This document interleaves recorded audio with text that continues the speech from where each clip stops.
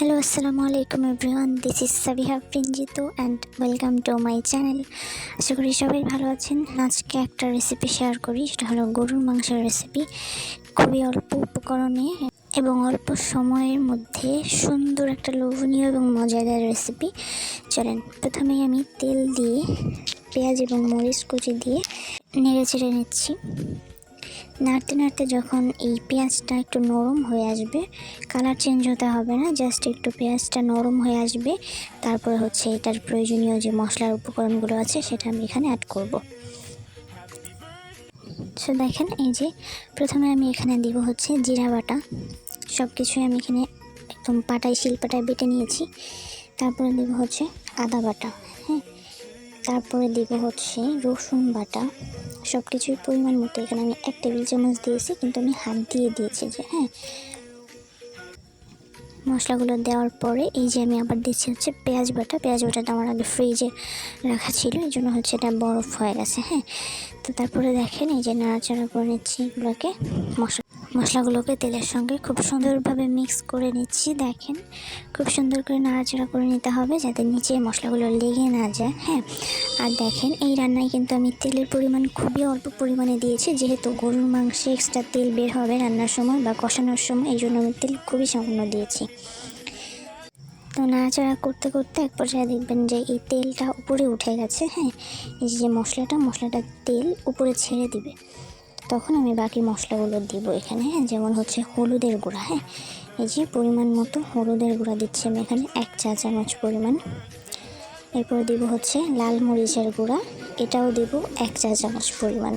আপনাদের ঝালের স্বাদ অনুযায়ী আপনারা দিবেন। আমরা যেহেতু ঝাল যেমন খাই আমি সেভাবে দিব, আপনারা ঝাল যেভাবে খাবেন আপনারা সেভাবে জেনে দিবেন। তারপর এটাকে সুন্দর করে মেশাতে হবে বাকি মশলার সাথে, খুব সুন্দর করে নেড়ে চেড়ে মেশাতে হবে, হ্যাঁ, যাতে মশলাগুলো নিচে ধরে না যায়, পুড়ে না যায়। তো তারপর আমি এখানে নাড়াচাড়া শেষ হলে আমি এখানে স্বাদ মতো লবণ দিব, যেহেতু আমি লবণটা আগে দিই নাই। যে দেখুন 1 চা চামচ পরিমাণ বা তার একটু বেশি আমি এখানে লবণটা স্বাদ মতো দিয়েছি, হ্যাঁ। আপনাদের মাংসের পরিমাণ অনুযায়ী আপনারা এখানে লবণটা অ্যাড করবেন, হ্যাঁ। এরপরে লবণ দিয়ে তারপরে হালকা কিছু নাড়াচাড়া করে একটু পানি অ্যাড করে দিচ্ছি মশলাটা কষানোর জন্য। দেখুন পানি দেওয়ার পরে কিছু সময় এটাকে নাড়াচাড়া করতে হবে এবং এই সময় জালটা মিডিয়াম আঁচে থাকবে, হ্যাঁ। আপনারা যেই চুলায় রান্নাটা করেন না কেন জালটা দেখবেন সবসময় মিডিয়াম আঁচে যেন থাকে।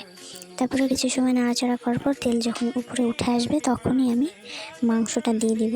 আমি এখানে 1 কেজি পরিমাণ মাংস নিয়েছি। মাংসটা দেওয়ার পর খুব ভালোভাবে নেড়ে চেড়ে নিতে হবে যেন মশলাটা সম্পূর্ণ মাংসর গায়ে মিশে যায়, হ্যাঁ। আর এই সময়টা খেয়াল রাখতে হবে, খুব সুন্দর করে নেড়ে চেড়ে এটাকে মিশাতে হবে যাতে করে মাংসের ভিতরে লবণ এবং মশলার স্বাদটা সুন্দরভাবে ঢুকে যায়, হ্যাঁ। নাহলে কিন্তু মাংসটা মজা লাগবে না। 2 থেকে 3 মিনিট এভাবেই নাড়াচাড়া করে এটাকে সুন্দরভাবে কষাতে হবে, পানি ছাড়া শুধু এই মাংসটা মশলার সঙ্গে কষাতে হবে, হ্যাঁ। যখন দেখবো যে আমরা মশলা একদম কড়াইয়ের সঙ্গে লেগে আসছে মাংসটা, সেই পর্যায়ে আমরা এই মাংসটা কষানোর জন্য যতটুকু পানি দরকার হবে ততটুকু পানি আমরা এখানে অ্যাড করব।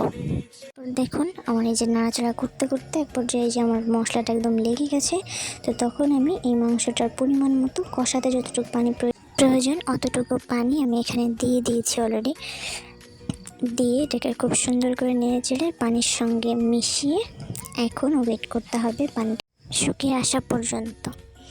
ততক্ষণ আপনারা চাইলে ঢেকেও দিতে পারেন, আবার নাও ঢাকতে পারেন, এমনি এইভাবেও রান্না করতে পারেন। একটু পর এটাকে নেড়ে দিতে হবে, হ্যাঁ।